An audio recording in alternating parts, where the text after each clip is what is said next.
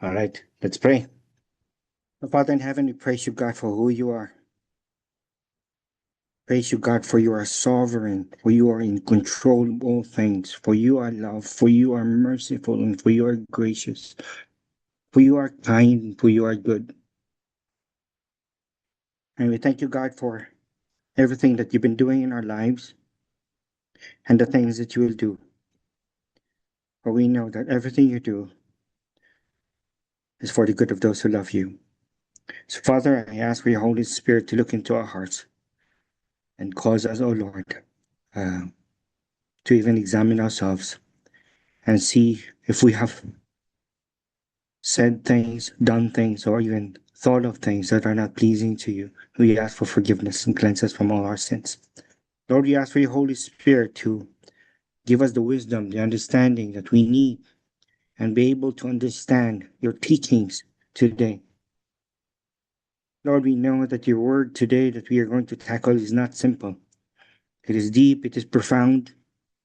So we ask accordingly the intellect that we need so we can understand and we can respectively apply in our day to day lives. So, Father, I pray that your word today will not just remain as head knowledge, but your word will stir our hearts and truly cause a change in our lives, leading even to those who have not yet even given their life to Christ to beg for mercy and give and surrender their lives to Him. So, Father, I lift this afternoon up to you. We believe that you are sovereign and nothing can stop from your word being proclaimed. So lift this up to you. In Jesus' name we pray. Amen. So ang ating pong text is Hebrews 5:11 to 14 and all the way to Hebrews 6:1 to 8. And it's titled Marks of Spiritual Immaturity. And this is very important to understand na itong immaturity is not just like, a newborn, a new believer na hindi siya nag-grow until ilang years na ganun pa rin siya, and yet he's a true believer. Now, from this text, we should be able to understand what actually is the true meaning of immaturity, maturity, and even apostasy. So, the marks of spiritual maturity is just the start. It's just one of the 3 points that we will be discussing today. So, ito yung outline ko po.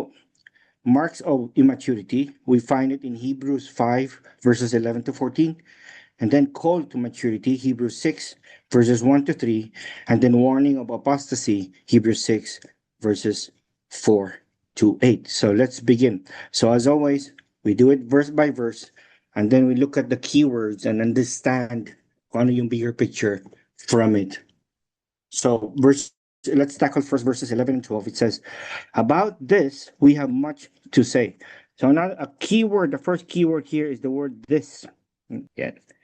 About this. That is the keyword. Ano yung this dito? So we have to understand ano yung pinag-usapan na this na tinutukoy dito sa text na to. So remember the preaching last Friday? It was Christ is our priest, is our high priest. He's in the order of Melchizedek. That's the this na pinag-usapan dito. About this, we have much to say. So marami pang sasabihin ang writer ng Hebrews is saying, about the priesthood of Jesus in the order of Melchizedek, I have much to say. However, and it is hard to explain, bakit? Since you have become dull in hearing. Dull in hearing. Take note for the word become, dull in hearing. Ibig sabihin, they initially heard the gospel, they initially heard the message, and they responded with joy, but then they become dull in hearing. So remember yung rocky ground and among rocky ground at atong yung thorny ground sa the parable of the sower. When they heard the gospel, they responded with joy, but then eventually they fell away. Why? Because there was no genuine faith. So ano po yung mga issues doon? When troubles and persecution came, they both fell away. Because even though they responded with joy, they cried, as if genuine tears. But at the end of the day, it was temporary. There was no real root Kasi nga, they are on rocky ground. Ang ground po is ang heart ng tao. At ang, of course, yung seed is the gospel. So, among thorns and rocky ground. So, ito po yung tinutukoy dito na, you've heard the message before, since you have become dull of hearing. Ano po yung dull of hearing? Ang word na dull po dito, ng Greek word nito is nothros. Ibig sabihin, sluggish or dull or difficult or hard or very slow to pick up. Palagi naglo-loading. Ang bagal makaintindi. No? Come slow, lazy, or sluggish in responding to spiritual truth. Hindi siya makapag-respond kaagad sa spiritual truth because it takes time. It takes a long time for the person, for the message to sink in. This has become dull and sluggish. No? The word nothros describes someone lagging behind because unmotivated and lazy. So unmotivated. We see some people in the church na kahit ano mga preaching, sometimes there are so many preachings na very convicting, and yet parang wala lang. No? Sometimes ay parang walang value ang word of God. It's because they have the dull in hearing. At one time, maybe they heard the gospel and they felt parang infatuation, they felt excited and so on, but then now they have become dull in hearing. Wala na siyang gana sa gospel, unmotivated, wala nang gana sa word of God. This deep sluggishness makes one carelessly irresponsible, rendering them guilty because refusing to be diligent. Remember Hebrews 4:11? We are called to be diligent, right? To enter the rest. But here, these people are no longer diligent to enter the rest. Wala nang pakialam. They don't want to enter the rest. I think may mga nasa waiting room waiting to be admitted, if you can admit them. Being dull, very slow or sluggish to respond to the gospel teaching prevented these people, yung mga Hebrews, na to be taught with the succeeding or mga ano pa na deeper truth. So this is a reminder that failure to properly respond to the gospel produces stagnation in spiritual advancement and inability to understand or assimilate additional teaching. So kaya immature, hindi nag-grow. At makikita natin how long have they been immature, and later on makikita natin bakit ganun sila, immature. John 16:12, it says, I still have many things to say to you, but you cannot bear them now. So pareho lang dito sa sinasabi. Now we have much to say, however, it's hard to explain. Why? Because you have become dull in hearing. Nawala na yung, parang pag binato ng letter A, babalik lang, hindi papasok, hindi maintindihan. So ito po nangyari. And now, these are actually itong mga Hebrews, pwede natin silang makompare sa mga Gentiles sa Romans 1:18 to 20. Sa Romans 1:18 to 20, it says, For the wrath of God is revealed from heaven against all ungodliness and unrighteousness of men, who by their unrighteousness suppress the truth. For what can be known about God is plain to them because God has shown it to them. So God has revealed himself in a natural way, in a general way sa mga Gentiles. And yet, kitang-kita na nila yung ng existence, ang evidence ng existence ng Panginoon, they suppress the truth.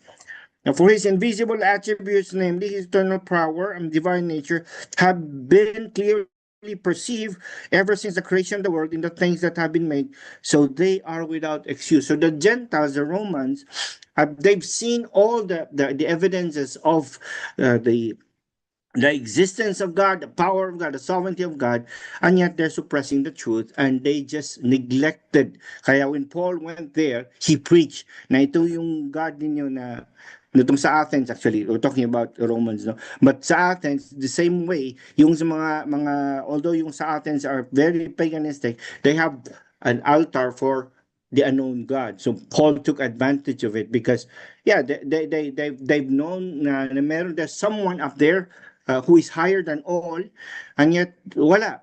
And here in Romans, they've neglected the truth. No, the rejection of that revelation results in the process of hardening. The hardening of heart. Remember the previous preachings? Continuous hearing of the gospel and yet continuous hearing of the word of God and continuous rejecting of the word of God is actually hardening the heart.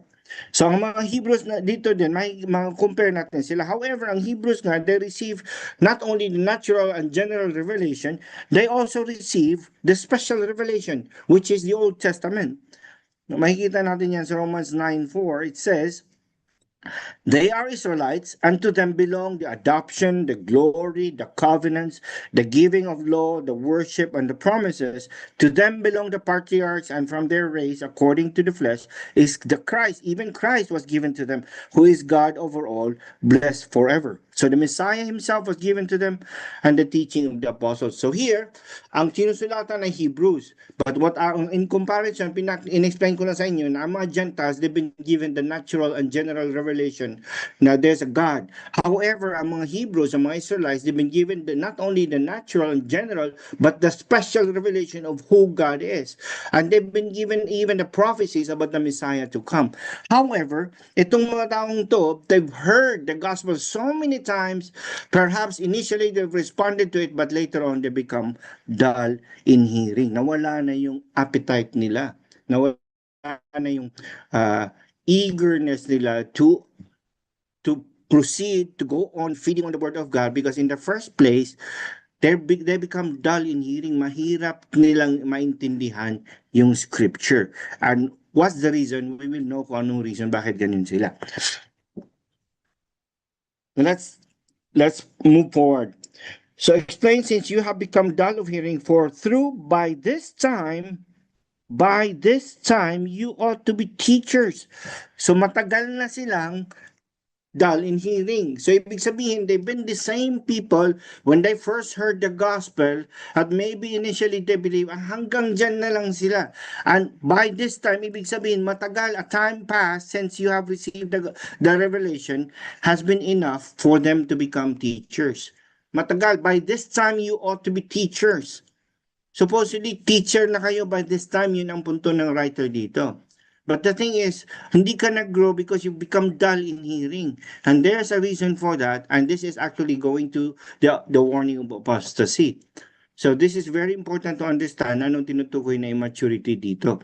So we can see, and probably we know some people na who kept coming to the church, or andyan palagi sa church, andyan palagi umattend naman, maybe not consistently, but from time to time, especially pag mga big events and so on. But they remain the same. Until now, they don't understand what salvation is, what sanctification is, ano yung glorification, and ano yung repentance and faith, because they've never grown. They're the same people, dull in hearing. Here, by this time, they're supposed to be teachers already. Why? Because everyone is supposed to be teachers. Di ba? Makita natin yan sa Colossians 3:16.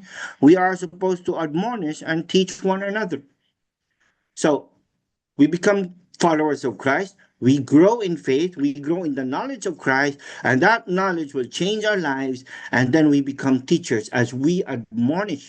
Maybe not officially in the position of teacher in the church, but we teach one another, we admonish one another. But here, the problem is, sa time that elapsed, sa time that passed, they're supposed to be teachers, and yet they're still babies, hindi sila nag-grow. So yan ang punto dito. So, and then, you need someone to teach you again, the basic principles. Ibig sabihin, they've been taught with the basic principles already. They've been taught with the basic principles already. Kaya ngayon, kailangan nyo pa rin marinig uli yung what exactly is Christianity, sino ang Messiah, what did the Messiah do, the basic principles of faith. So, the basic principles of the what? The oracles of God. The oracles of God. Ano po yung mga oracles of God? The Greek word ng oracles is logion. It comes from the word logos. This is a divine declaration, a statement originating from God. It's a message from God. So in short, this is the Old Testament. This is the Old Testament contained in the scripture, which had laid the foundation for the gospel. Ang Old Testament is the foundation for the gospel and had been committed into the care of the Hebrews. So they've been given the care, they've been given the message that's supposedly to lead people to the gospel. So again, these people, ang sabi niya, now we need someone to teach you again the basic principles of the oracles of God. Romans 3:1-2, it says, then what advantage has the Jew, or what is the value of circumcision? Much in every way. To begin with, the Jews were entrusted with the oracles of God. They've been entrusted with the oracles of God. the Jew as a race. However, itong certain group of people na to, the writer is saying, you ought to be teachers by now, and yet ganan ka pa rin. You need to be taught again with the basic principles of the oracles of God. And this is sad because there are so many people like this na who've been coming to church and until now ay kailangan mo pa rin i-explain pabalik-balik ano yung repentance, ano yung faith, ano yung law, ano yung what is salvation by grace through faith alone, what is being bankrupt in spirit.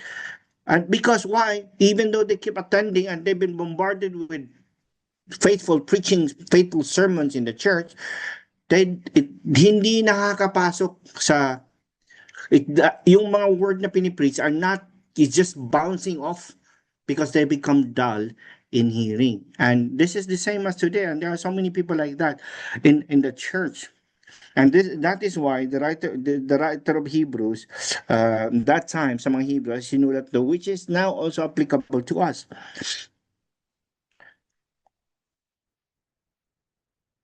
Okay, now the Hebrews, but instead of recognizing na yung oracles of God na be entrusted to them, it points to the fulfillment of the coming of the Messiah.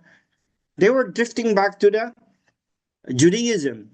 Instead of understanding yung oracles of God, yung foundation ng Old Testament that should lead people to the gospel, instead of recognizing that, ang nangyayari is they kept going back to the practices of Judaism, and we will see that here. Makikita natin dito. And because of this, they could not understand the deeper teachings na tinuturo dito na this, remember? In the direct context, this is about the priesthood of Jesus in the order of Melchizedek. So, pabalik-balik na lang sila sa basic teachings because they could not proceed further because they don't understand. They become dull in hearing. So, there was one time nga, there was a meeting sa mga IC leaders namin, and nasabi ng isa na, buti pa hindi nila pumunta kasi nagsasayang na ng petrol, nagsasayang na ng pamasahe, ever. Because at the end of the day, wala naman talagang appetite sa Word of God. Sometimes they come so late na parang alam mo na, parang checkmark na lang na nakapasok ako, nakapunta ako. But that's not the purpose of worship service, Bible study, or SGs. You're supposed to be where we have to attend these activities and never leave that place without learning anything, without having something, gaining something from the Word of God. But sadly, ganun ang nangyayari dito. Na they've been entrusted with the oracles of God, and yet they don't recognize that it's supposed to lead them to the gospel, and they're supposed to be the blessing, the channels of blessing. So you need milk. Not solid food. Milk refers to such fundamental first principles as enumerated in Hebrews 6:1-2. Later on, we will tackle kung ano ba yung mga milk. This shows knowledge without obedience does not advance a person, only save ones can obey. So here makikita natin na bakit milk pa rin kailangan nila. Bakit matagal na hindi sila nag-grow. They're supposed to be teachers by now, but hanggang ngayon, they need to be taught again with the basic principles of the gospel. Why? Why aren't they growing? Now, Ezekiel 36:27 says, "And I will put my spirit within you and cause you to walk in my statutes and be careful to obey my rules." So there it goes. It takes the Spirit of God to indwell a person for that person to start obeying and grow. So, ibig sabihin, there's no indwelling of the Holy Spirit in them. So they were not regenerate. They were not born again. They just heard the gospel, understood perhaps from the beginning, and that's it. Never, maybe nakikita nila, ito pala yung practices ng church, and they attend. But they never grow because they're not able to obey obedience. We grow in obedience to Christ, right? But they cannot obey without the indwelling of the Holy Spirit. And that's the reason na pabalik-balik na kailangan nila ng milk.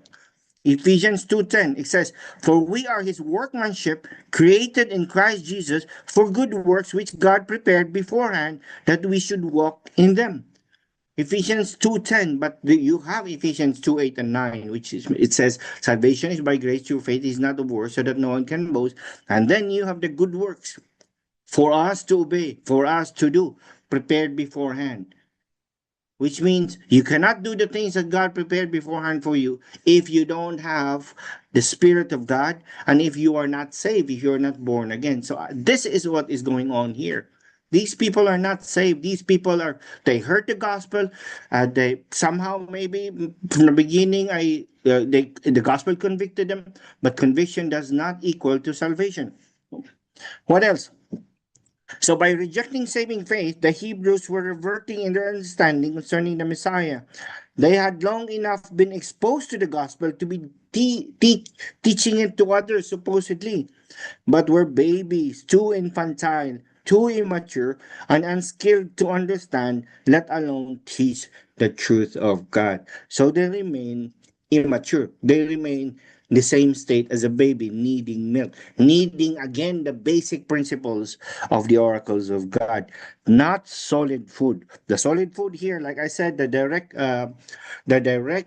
context, it is the priesthood of Jesus in the order of Melchizedek, which is not so easy to understand. Kaya sabi, you will never understand this because you become dull in hearing. And what else? The solid food is the deeper doctrines of Christianity. There's so many things. Soteriology, the doctrine of Christ, the Trinity, and so on. So, although hindi nila maintindihan yan. Let's proceed. Now, for everyone who lives on milk is unskilled in the word of righteousness. Unskilled. The Greek word here means lacking adequate knowledge. They understand in part, hindi nila naintindihan lahat. Kaya hindi pumapasok sa isip nila yung teaching, so they don't grow. No? Because remember, growth or being Christ-like starts from the renewal of mind. But the renewal of mind starts with what? Understanding Scripture. But they could not understand because they have become dull in hearing, because they're, in short, they're spiritually dead. A dead spirit can't understand anything. So lacking adequate knowledge, they do not clearly understand salvation by grace through faith alone. Ang understanding pa rin nila ng salvation is by works. The same as yung Judaism, yung practices, obey. The external obedience, yun pa rin yung nasa isip nila. Because they do not understand that the law is supposed to show them that they are bankrupt in spirit, hence they don't beg for mercy. Hindi nila nakikita kasi iniisip nila na externally obeying the law is enough. Not understanding na supposedly, not understanding na ang law, for example, I do not murder, it should start from the heart. But if you murder from the heart, you've committed sin already. They didn't understand na ang law is there for them to see that they could never fulfill the law. Hence, they should go and run to Christ and beg for mercy. So since hindi nila naintindihan yan, so they don't beg for mercy and they're not saved. Same with some of the churchgoers today. They do not understand their bankruptcy in spirit, did not beg for mercy, nor were they truly saved. These are the professing Christians, false faith, or false believers. This leads to how they live, and then my resulta na on how they live. True believers always prioritize the things that matters in eternity. True believers always prioritize, like us, what we're doing now. In the midst of these bombings, we are here listening and teaching and learning God's word because this is food for us. This is life for us. God's word is life, right? Remember? But sadly, some do not see it that way because they don't have the spiritual eyes to see it. They're spiritually dead. So this leads to how they live. So makikita mo that they're not prioritizing the things that we do for Christ. They're not prioritizing the things that Christ commanded us to do, like evangelism, discipleship, and learning Scripture, helping one another, admonishing one another. These are not their priority. Their priorities are their own selves, what pleases them. No. Not living with gratitude towards God because somehow they thought that just being present in the sanctuary from time to time, helping the needy from time to time, and doing other Christian activities is enough to let them enter heaven. So these are unskilled, lacking understanding. Ito yung tinutukoy ng writer ng Hebrews. For everyone who lives on milk is unskilled, is lacking in understanding in what? In the word of righteousness. Lucky understanding in the word of righteousness. Ano po yung the word of righteousness? This is the message about the righteousness of Christ, which we have by faith. This phrase is equivalent to the gospel of salvation by faith rather than works. 2 Corinthians 5:21, for our sake he made him to be sin who knew no sin, so that in him we become the righteousness of God. The word of righteousness, Jesus' perfect righteousness imputed on us by faith alone. So they don't understand it. So ito po yung punto dito na they lack knowledge, adequate knowledge in the word of righteousness. Titus 3:5, it says, he saved us not because of works done by us in righteousness, but according to his own mercy by the washing of regeneration and renewal of the Holy Spirit. Philippians 3:9, and be found in him, not having a righteousness of my own that comes from the law, but that which comes through faith in Christ, the righteousness from God that depends on faith. So this is the righteousness, us being declared righteous because of what Christ did on the cross. His perfect righteousness from being baptized, even if he didn't needed it, all the way to dying on the cross for us. That's Christ's perfect righteousness, and because of that, we have faith in who Christ is and his finished work. And the Bible says, the moment you entrust your life to Christ, his righteousness will be imputed on us, will be imputed to us. We will be wearing it like a jacket. You're perfect. You're righteous in the eyes of God. And that comes through faith. Let's proceed. Since he is a child, but solid food is for the mature. Solid food is for the mature. Mature, ano po yung Greek, ang Greek word dito, it is used in Hebrews, including this text, as a synonym for salvation. It's not like you were saved and you start growing, but it's the beginning, it's the whole package that it should start in salvation. So here, sa text na to, it says, it is used in Hebrews, the whole Hebrews, including this text na pinag-usapan natin, as a synonym for salvation. In that sense, it refers to the completion that comes when one becomes a believer in Christ first. The completion, the maturity. Ang maturity dito is completion. And what is the completion? When a person becomes saved. That is the maturity. Now, makikita natin na yung immature is not actually saved, and then maturity is becoming saved. From hearing the gospel, from hearing the gospel all the way to entrusting your life to Christ. That is maturity na tinutukoy dito. But solid food is for the mature. Solid food is for those who are saved. Solid food is for the believers, for the true believers. Here, another, nakukuha ko din sa Discovery Bible about this mature. It says, for believers, the complete, the finished, the matured ones, when you call the mature, it's not like memorize mo na yung buong Bible. The moment you're saved, the Bible says you're mature.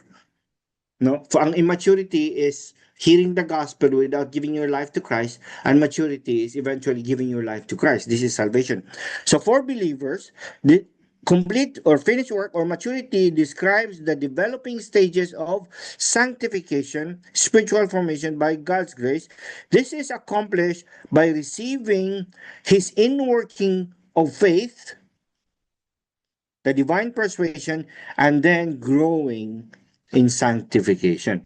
So this word mature here technically is salvation, and at the moment a person is saved, sanctification starts.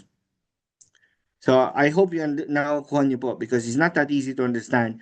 But I hope we are not dull in hearing at naintindihan natin to na ang mature, ang immature, ang those or babies needing milk are not saved.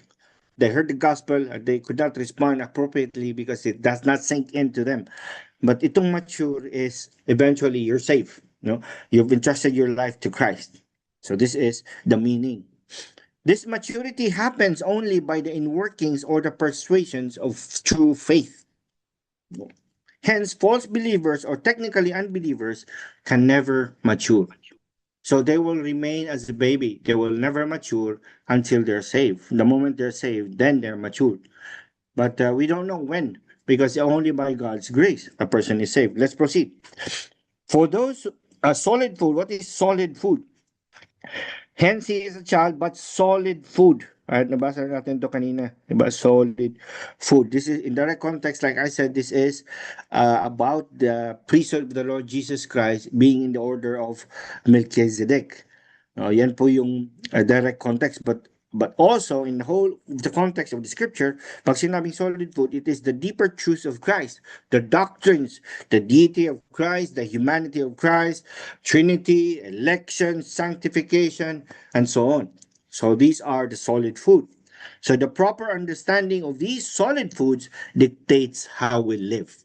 So makikita natin yan na in the next few text, makikita natin yan. Now, when a person is mature, when a person is saved, sanctification starts. No? The feeding of the solid food and the understanding of doctrines eventually will change the person or shape the person to live a life that is aligned with those doctrines, that is aligned with Christ, with the set of beliefs about Christ.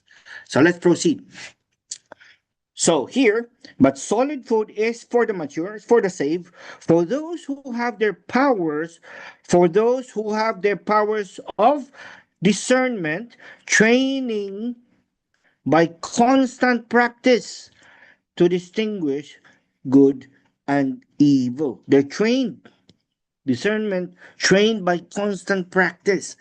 This is obedience. Clearly, this is obedience. You're being trained by constant practice or obedience. Practice is doing or obedience to what you have learned and what you have heard.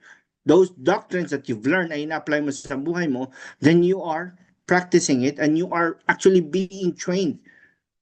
And as you continue to obey Christ, it's easy for you to distinguish what is good and what is not, what is pleasing to them and what is not. But first, you have to know.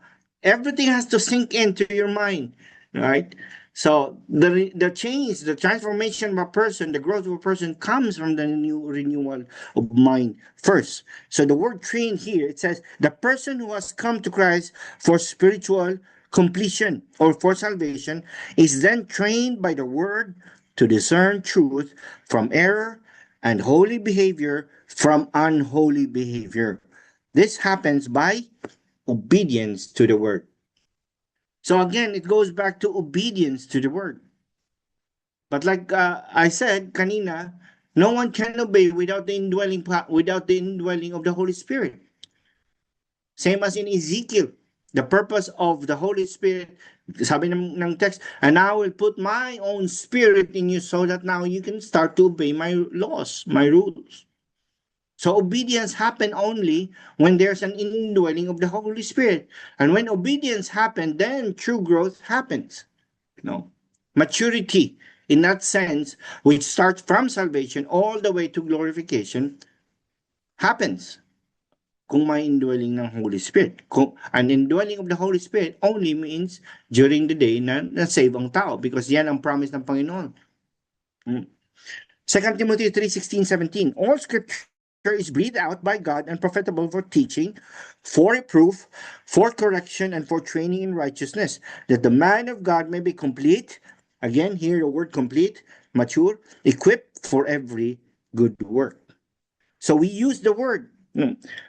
But solid food, this is the doctrines, the set of doctrines, the deeper truth, is for the mature, for those who have their powers to discern the powers of discernment trained by constant practice, trained by obedience to distinguish good from evil. You need to know the word first. You need to understand doctrines first, and then you apply it, you obey and apply it in your lives, and then you are being changed into the likeness of Christ. So, as a recap, the marks of immaturity is what? Dull of hearing, no growth over a long time in the church. So tingnan natin, let us examine ourselves. Hindi ka nag-grow in terms of your knowledge of Scripture, in terms of your obedience, in terms of your zeal, in terms of your love for Christ, in terms of your hate for sin. You're the same person the day you said that you accepted Christ. No? So dull of hearing, no growth over a long time in the church. What else? To be taught the basic principles of the oracles of God again. To be taught the basic principles of the oracles of God again. Matagal na sa church, like these Hebrews, matagal na they've been even entrusted with the oracles of God, and yet kailangan pa somebody has to teach them again the basic, the foundational doctrines to be saved. Somebody has to share God's law and God's Son to them again. Ito po yung mga marks of immaturity. Dull of hearing, hindi nakapasok yung teachings. No? They were taught before initially, they've responded, but not to the point of giving their lives to Christ. And then eventually, wala nang motivation to keep on hearing God's word. No growth over time, to be taught the basic principles of oracles of God. Again, what else? Still needing milk, not solid food. Why? How can you proceed with solid food kung hindi nga maintindihan yung basic, yung foundational? Pag hindi nga maintindihan yung salvation itself, why do we need to be saved? So there's no point of teaching Trinity, election, and all those. Kasi lalong hindi maintindihan. And they're unskilled. They're lacking knowledge in the word of righteousness. They're unskilled in practicing righteousness. So these are the marks of immaturity. Sadly, these marks of immaturity na pinakita ko sa inyo describe an unbeliever. These are not the descriptions of a true believer. These are descriptions of an unbeliever. These marks of immaturity expose one as a false believer. Hence, ito nga yung kaya maintindihan mo yung context na these are false believer if you understand the context of yung book ng Hebrews. Because the writer writes to whom? To the true and false believers together who are dwelling or who are attending in the same Christian community, the same sanctuary, the same church. There are true believers and there are false believers. So he's saying here the immature are the ones who are not truly saved. Have this in mind, and the rest of the verse will make more sense. Pag naintindihan natin ang tinutukoy pala na immature dito ay unbelievers still. They thought they are believers, and yet wala silang proof that they are believers because these are their descriptions. Then mas madali natin maintindihan ang succeeding verses. No?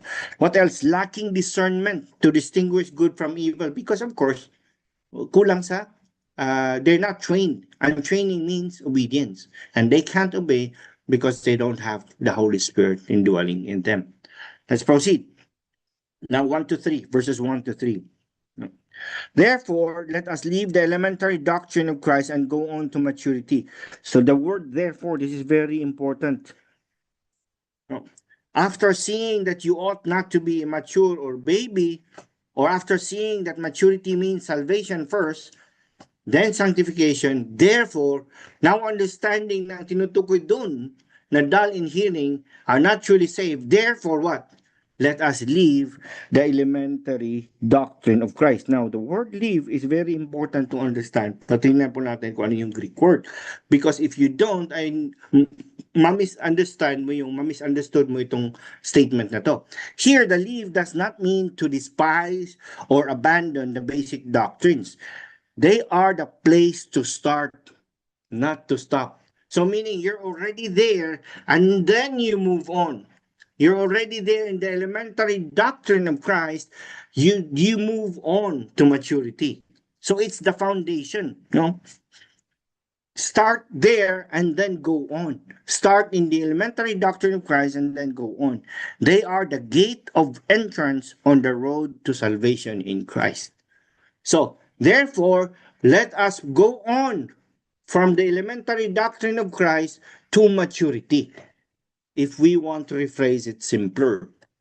But hindi pwede kasi yan yung nakasulat, yun yung structure ng Greek na pagkasulat. But that's what it means. Now, you don't despise, you don't leave, na ayoko na yan. No, you start from there. No, nandan ka na. You start from there and then you move on. That's the leave. Elementary doctrine of Christ. The elementary doctrine of Christ. Ano po itong elementary doctrine of Christ? Ito po yung na-mention na oracles of God in verse 12, kanina sa Hebrews 5. This refers to the Old Testament. So the phrase, the writer is referring to the basic Old Testament teaching that prepared the way of the Messiah. The prophecies about the Messiah. These are the elementary doctrine of Christ. The prophecies about the Messiah. The beginning, the first teachings or the old teaching about Christ. Makikita natin yan sa succeeding verses. And what else? And go on to maturity. And go on to maturity. Go on to salvation by faith in the Messiah, Jesus Christ. Yan po ang ibig sabihin niya. Remember maturity? Salvation. And then go on to salvation. The verb is passive. Ang ginamit na verb dito sa maturity is passive, meaning it simply refers to salvation here, not necessarily including the whole growth. No, just go on to salvation. Ang punto lang dito. So forget from what you have learned about the New Testament, then you go on to the gospel and be saved. Yan ang punto. Go on to the gospel and be saved, because the Greek, the verse, ang tense ng Greek word nito na maturity is passive. In other words, it says also, let us be carried to salvation. No, let us move on from the elementary doctrine and be carried to salvation. Yun ang punto. Not being carried forward by teachers na you're spiritually growing, but by being carried forward by God to salvation. Then the teachers are growing in the knowledge of Scripture will follow next. But here in this text, it just says to salvation. Therefore, let us jump off from the elementary doctrine. Let us start off from the elementary doctrine of Christ, in the Old Testament, the teaching about the coming Messiah, and then go on to the gospel and be saved. Yan ang punto. Yan ang punto dito. So it's very important na maintindihan natin context so we can understand the true meaning of the verse. Not laying again. A foundation of repentance from dead works and faith toward God, and instruction about washings and laying on hands and the resurrection of the dead and eternal judgment. And this we will do if God permits. So, ano ibig sabihin ng not laying again here? The writer warns them that there is no value in stopping with the Old Testament basics and repeating again and again na hanggang dyan lang kayo sa Old Testament basics. What was only intended to be foundational lang. Yung oracles of God, yun po yung foundational to you go from that to the gospel and be saved. So not laying again kung ano yung turo sa Old Testament. Napabalik-balik na lang kayo. Yun ang punto. Foundations to build upon to salvation by faith in Jesus Christ. Not laying again that same foundation na hanggang sa foundation na lang kayo. Na you're not even proceeding to the gospel that saves. What else? Repentance. Not laying a foundation, pabalik-balik, of repentance from dead works. So in this Old Testament form of repentance is the turning away. Sa Old Testament po to itong lahat na laying again the foundation, at pinausapan dito is mga foundation ng Old Testament. Kaya nga they're being called to go on to maturity, leaving the elementary doctrine of Christ. So these are part of the elementary doctrine of Christ. No, not laying again a foundation of repentance from dead works. So ang repentance from dead works here, this is Old Testament form of repentance, which is the turning away from evil deeds that bring death and turning to God. Too often, the Jew only turned to God in a superficial fashion, external lang. The inner man was still dead. Such repentance was not the kind that brought salvation. Remember the Pharisees? All external. Repentance is all external. And yun ang maling interpretation nila about the law, about the Old Testament. So the writer is saying here, not laying again the foundation of the repentance from dead works, yung understanding about the Old Testament of what repentance is. No. Ezekiel 18:4, it says, Behold, all souls are mine. The soul of the Father as well as the soul of the Son is mine. The soul who sins shall die. The soul who sins shall die. And they know this. Kaya takot sila. They want to repent. And however, the repentance are all external. Repentance from dead works. Romans 6:23, for the wages of sin is death, but the free gift of God is eternal life in Christ Jesus our Lord. So, here ang tinutukoy ng writer, not laying again the foundation of the repentance from dead works. Yung understanding nyo from the Old Testament of what repentance is, which is ang understanding nila, it's superficial and external. Not understanding the repentance should start from the mind, a change of mind that leads to a change of action and leads to turning from sin to Christ. No? So yun ang wala sa kanila. Ang sa kanila is generally turning from sin to God the Father. Ang yun ang issue. In the new covenant, repentance toward God is coupled with faith in the Lord Jesus Christ. Jesus is the atoning sacrifice that saves from dead works. So, ang repentance ngayon is not only turning from dead works, but it comes from turning from dead works from the heart, from the mind, through the heart, all the way to your actions, to Christ. To Christ.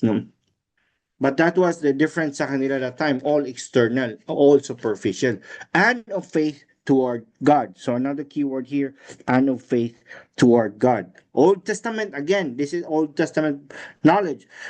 Faith directed only toward the Father, which is unacceptable now without faith in His Son.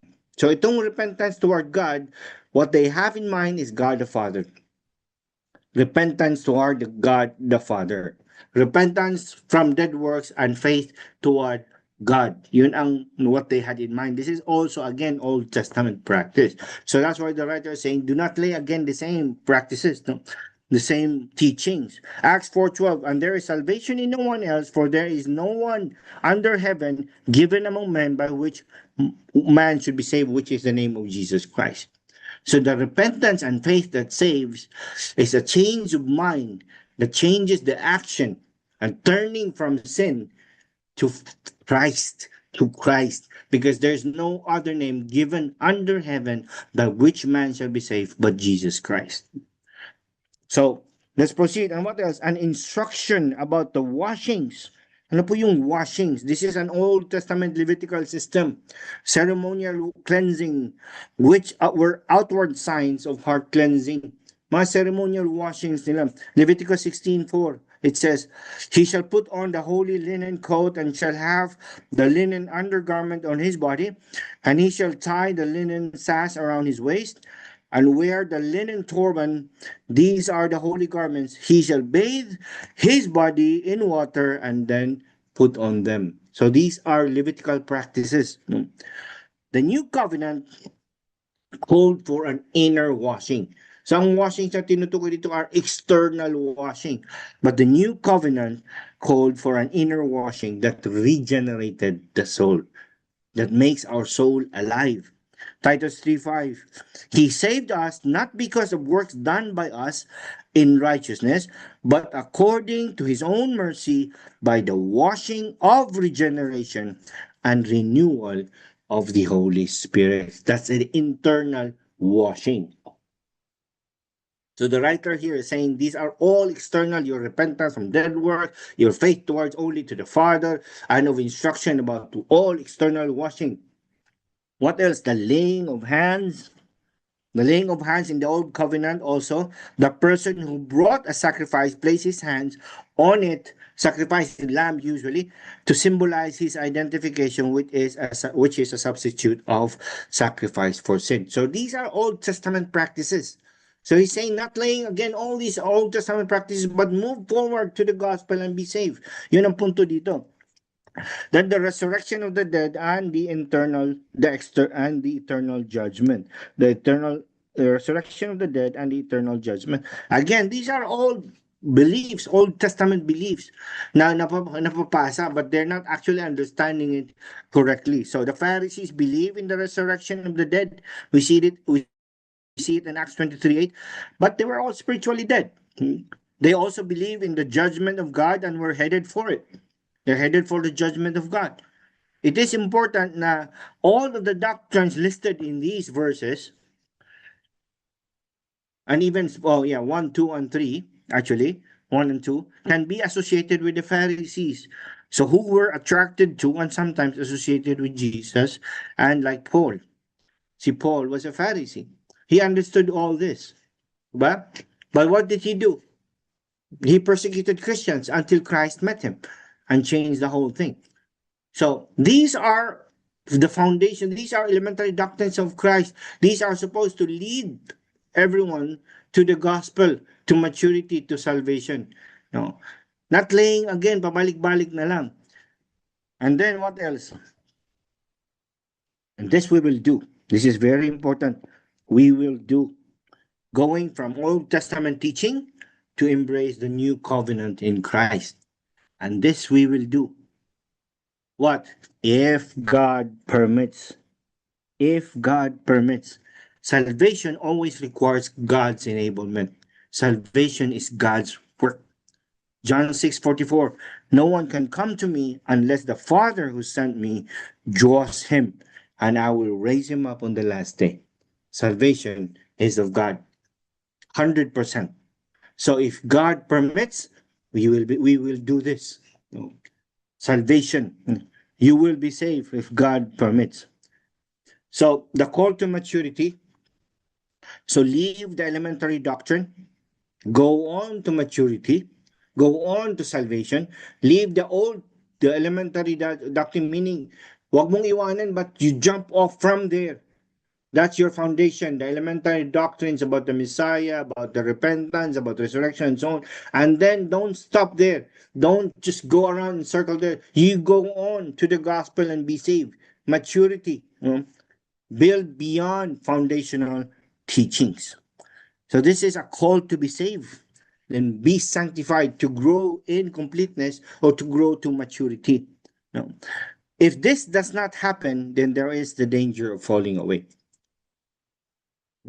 Pinakita ng writer na these are immature, these are not safe, and the writer is urging them to calling them to maturity or calling them to salvation.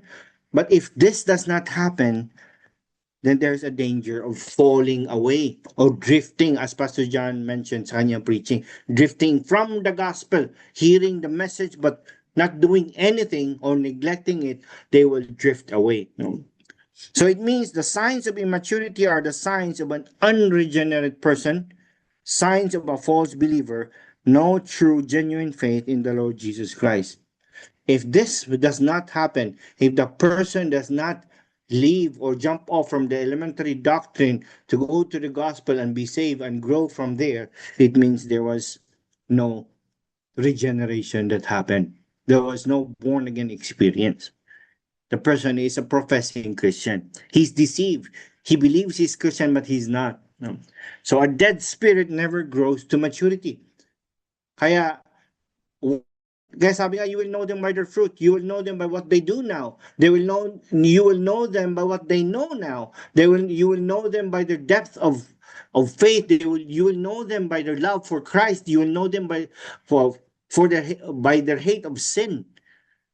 Because if a dead spirit, kung dead pa rin yung spirit to, never grows.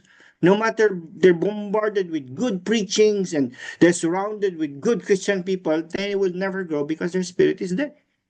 And a dead spirit remains what? Dead. There's nothing a dead spirit can do.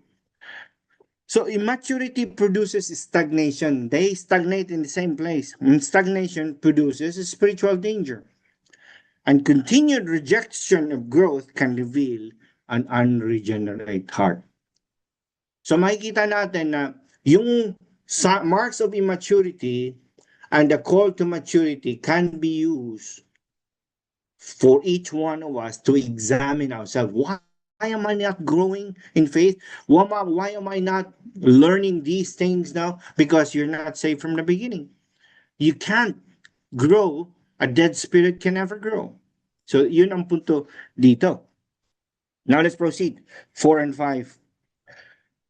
For it is impossible in the case of those who have once been enlightened. This is very important to understand. I explained as much as I could to previous verses so that you will not misunderstand, misinterpret this text. Because there's so many people who misinterpreted this text because they did not understand the context of the scripture. They did not understand the context of Hebrews. Now, the writer is writing to two kinds of believers, false and true believers. No? So we've discussed now they're false believers and the writer is calling them to be saved. And now we go here, Hebrews 6:45. It says, for it is impossible to what? Makikita natin yung sagot later on sa next slide kung anong impossible. For it is impossible in the case of those who have once been enlightened. They have once been enlightened. What is being enlightened? Anong ibig sabihin nito? They have received instruction on biblical truth which was accompanied by intellectual understanding only. Biblical truth, the gospel was shared with clarity, and yet the gospel remained in their head. It did not sink deep in their hearts to them to give their lives to Christ. Understanding of the gospel is not equivalent to regeneration or salvation. It's just a mere understanding. Remember, I've discussed this many times. Na yung elements of faith, you have the knowledge, the noticia, you understand first, and then you have the assensus or the agreement. You understand of who Christ is and what Christ has done. He died on the cross for you. Christ is the Son of God. Christ is God. And this is the knowledge. This is noticia. And the next stage is agreement, assensus. You agree that Christ died for your sins. You agree that Christ is the Son of God. You agree of who you are, that there's nothing you can do to save yourself. And the third part is fiducia. This is the entrusting. Now I understand that I'm on my way to hell. Now I understand and I agree that I'm on my way to hell because I'm a sinner. Now I understand and I agree that Jesus is the Son of God, that he died on the cross for me. And if I put my faith in him, I will never perish but have eternal life. Then the third part is fiducia, to entrust. Then I will give my life to you. You're the only one who can save me. So these are the three elements of faith: noticia, assensus, and fiducia. Here, what this writer is saying, they've been enlightened. They may have the knowledge, they may have agreed, but they never entrusted their lives. So they have received instruction in biblical truth, which was accompanied by intellectual understanding only. Understanding of the gospel is not equivalent to salvation. Enlightenment refers to receiving the knowledge of the gospel, but it does not necessarily mean saving faith. So this is being enlightened. They receive. And there's so many people in the church that they've heard or they've been even bombarded with the gospel truth and yet never gave their lives to Christ. So this is enlightened. So those who hear the word and understand it outwardly, but not truly given their lives to Christ. This is what it means here in this text. And what else? Who have tasted the heavenly gift. Pagbasahin mo tong buong slide na to, makikita mo yan, enlightened, tasted, have shared, and have tasted the goodness and experienced the power. There's nothing, there's no language here that points to salvation. There's no language. These are just people who are in proximity to those who are truly saved. The heavenly gift. Ano po yung heavenly gift? They have tasted the heavenly gift. All men experience the goodness of God, but not all men are saved. Example, Matthew 5:45. So that you may be sons of your Father who is in heaven, for he makes his what? Sun rise on the evil and on the good, and sends rain on the just and on the unjust. We all tasted the heavenly gift, the sun, the moon, the rain, but not all of us are saved. So these people have tasted the heavenly gift. What else? Many Jews during the Lord's earthly ministry experienced the blessing from heaven and heaven he brought in healings, in deliverance from demons, as well as eating the food he created miraculously, feeding of the 5,000, feeding of the 4,000, and the wine, and so on. These are heavenly gifts, but it doesn't mean that they're all safe. The same as the one in the desert. No? Yung mga Jews sa desierto, they experienced the same blessing. No? Pillar of cloud by day and pillar of fire by night, manna daily, provide ng Panginoon, and so many other other miracles they've experienced, and yet they're still divided into two: true believers and false believers. So not everyone who has tasted the heavenly gift are believers. So here in this text, they're not. No, they're not. So they experienced the blessing of the gospel community. They sampled the reality of salvation, but never embraced it fully. What else? They shared in the Holy Spirit.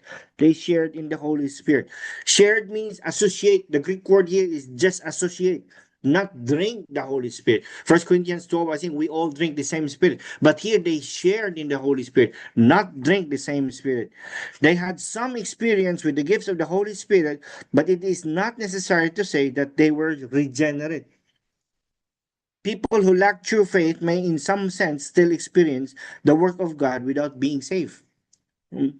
For example, God might answer the prayers offered by His people, prayers of the true believers for a sick individual who is not a believer, and yet God answers it. Now, the individual who was sick, who is not a believer, experienced the power of the Holy Spirit. This is experiencing the Spirit's work. Ang punto lang dito, it doesn't mean salvation. So seeing miracles, these are the people who come to church and they see miracles. What are the miracles? Lives being changed by the Holy Spirit. They see them. No? Have you been asked, bakit nagkaganyan ka na? Ba't hindi ka na uminom? Ba't iba na yung mga barkada mo? Why do you always want to attend SG Bible study and worship service instead of going somewhere else like you used to? And these people see these changes, see these miracles, but they're not saved themselves. One good example, sino? Judas. Judas had the best teacher. And he participated in the apostolic ministry. Makikita natin yan sa Matthew 10. He was sent with the 12. But he was not saved. Sino pa? Simon Magus or Simon the sorcerer. Makikita natin yan sa Acts 8. He performed miracles as well, but he was not saved. So it doesn't mean that they're saved. They experience in the they have shared in the Holy Spirit. And what else? And tasted the goodness of the word of God. They experienced the power of Scripture. They heard the power of Scripture in Bible studies, in worship service, and those Scripture and those preaching are changing the lives of others. No? They heard sermons that moved them. They felt conviction. They've been convicted from time to time, and yet nothing. They not to the point that they gave their lives to Christ. But those were only emotional impact, but not regeneration. So they tasted the goodness of the word. What else? They tasted the powers of the age to come. They witnessed miraculous works of God's kingdom.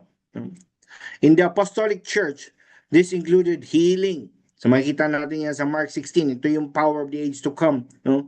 Power of the age to come. Healing, exorcism sa Acts 19, Luke 9, and mga supernatural signs all over Acts. Makikita natin yan. Yet witnessing miracles does not guarantee salvation. Imagine those people na nakawitness of 5,000 na when Jesus fed the 5,000, they were not saved. Only a few. Ano ba? So, have tasted the goodness of the word to God and tasted powers of the age to come. So this description is not a description of a true believer who has given their life to Christ. This is a description of someone who has tasted all this, who has been around with believers and see all these things happen to them. And then verse 6, and then have fallen away. So they've tasted it all and then have fallen away. Now, the Greek word of fallen away here is parapipto. Ang word na para, from close beside, and pipto, to fall. So they were never there. They were just close beside and then back off. They were close beside the truth. They were close beside the real thing and then back off. Now, fall away after being close beside to someone who's truly saved or close beside to the truth of the gospel. So I hope you understand that this text is not about someone who is truly saved and then loses salvation. This is someone who is close beside.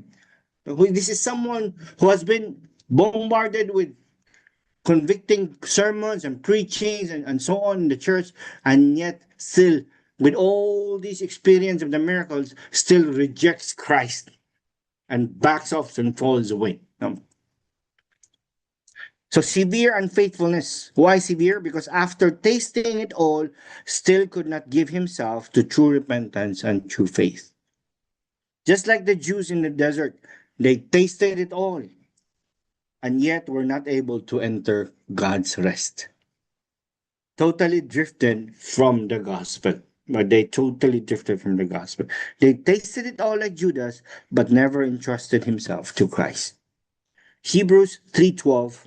Take care, brothers, lest there be any of you an evil, unbelieving heart, leading you to fall away from the living God. So who's falling away?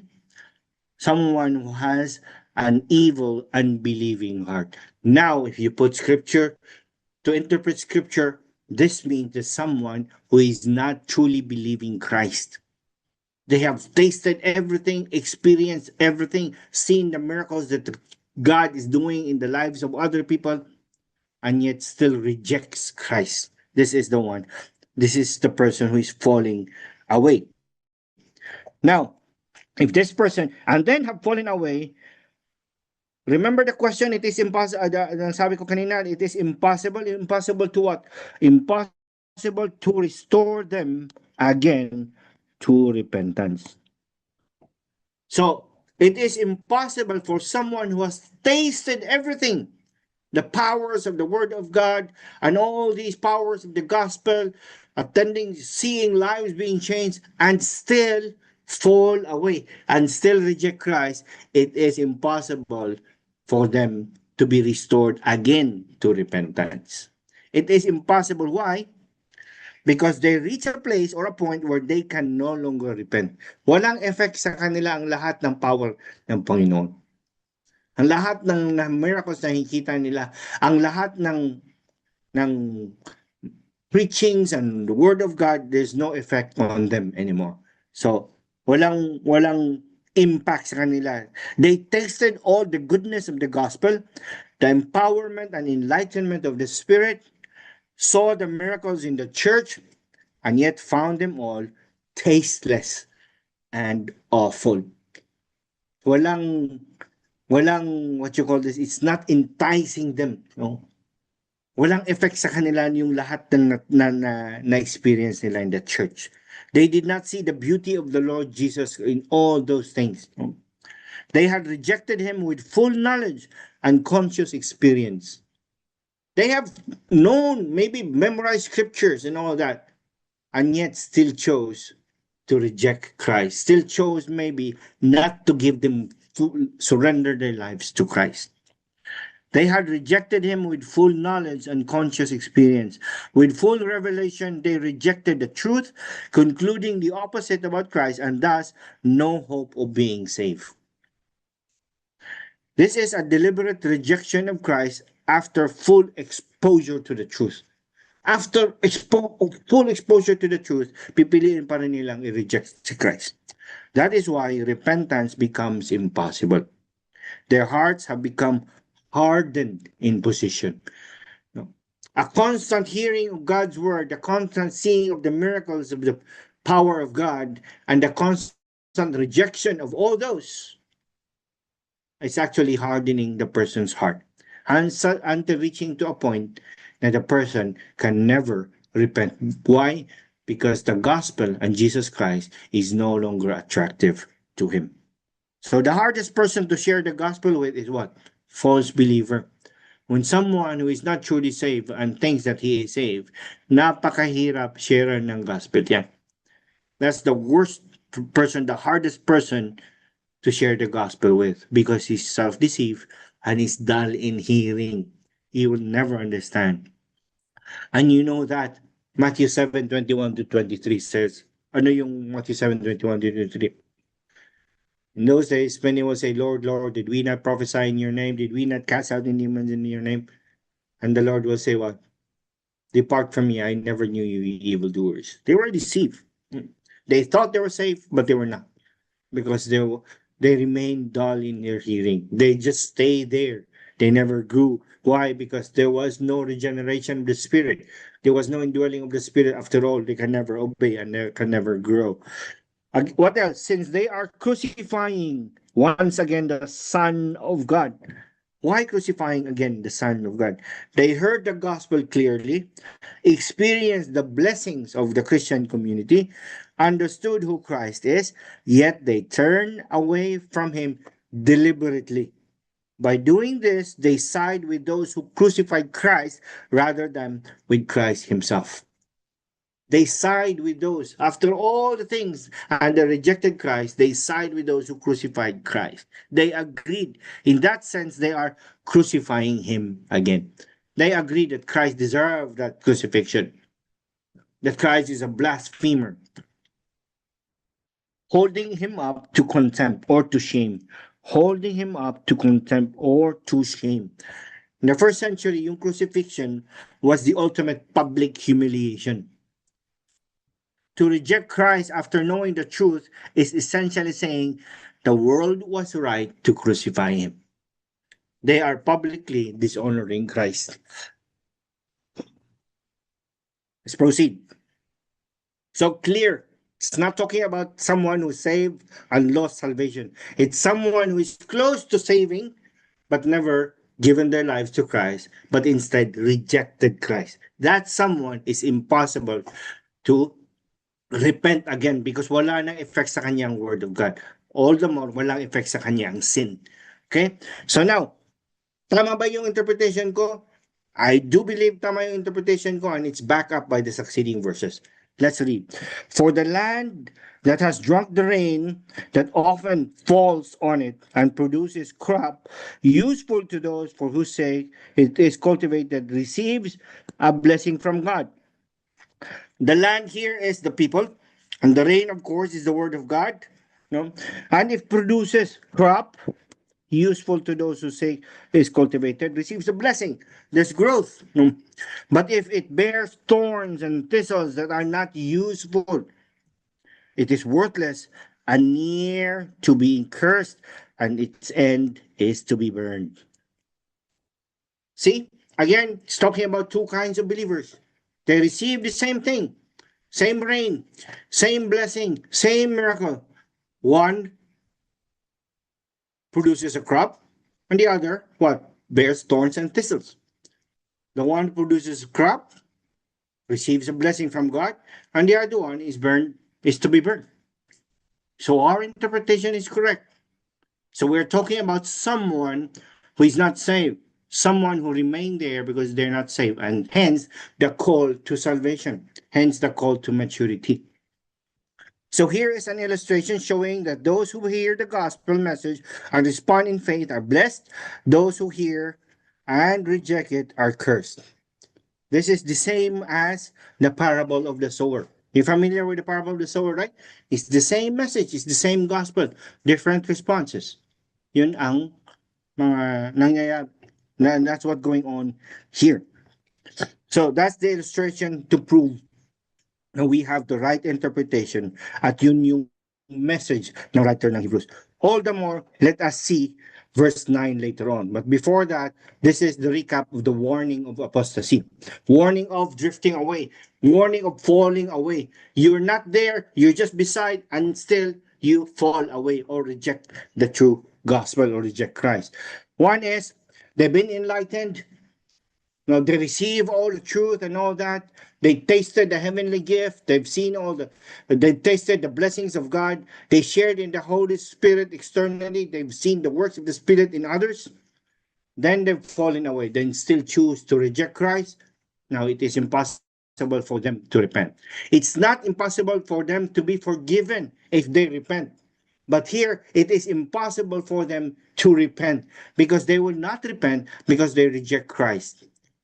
Why would they reject Christ? Because all the things that are related to Christ are tasteless and awful to them. So they reject Christ.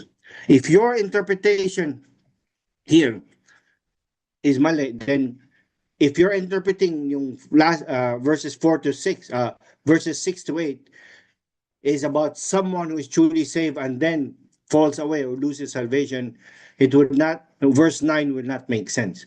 But since our interpretation is correct, the writer is talking about those people who are not saved but almost saved and still attend church and so on, that looks like they're saved, and yet they continue to reject Christ. It's impossible for them to repent. No. Then verse 9 will make sense. Let's have a look at verse 9. Although hindi to kasama sa text ko, but I'm using this to prove and for us to be sure and for us to examine ourselves of where we are. Are we saved? Are we mature? Or are we immature? Are we dull in hearing, which actually means you're not saved? Hence, you beg Christ and ask for his mercy. Verse 9, it says, though we speak in this way, talking about all those, kanina, binasa natin, yet in your case, you Hebrews, beloved, we feel sure. So though we speak in this way, yet in your case, beloved, we feel sure of better things. Ano yung better things? Things that belong to salvation.